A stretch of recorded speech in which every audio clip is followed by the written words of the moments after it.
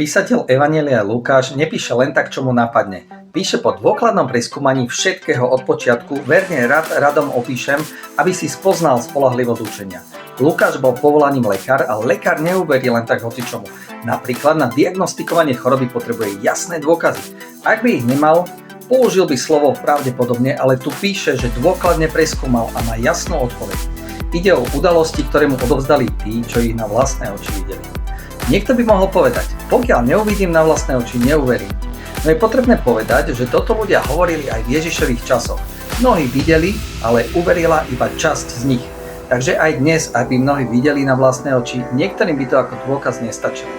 Nie je to o videní na vlastné oči, je to o otvorení srdca pre dobro, je to o videní za povrch sveta, ktorý vidíme fyzickými zmyslami. Je to o uznaní, že nie sme takí múdri, aby sme všetko chápali a všetkému rozumeli iba našim obmedzeným rozumom. Otvor si srdce pre toho, ktorý presahuje teba, tento svet, naše vzťahy, pre toho, ktorý je tvojim stvoriteľom. Krátka modlitba. Stvoriteľ, uznávam, že neviem všetko, ale ty všetko vieš.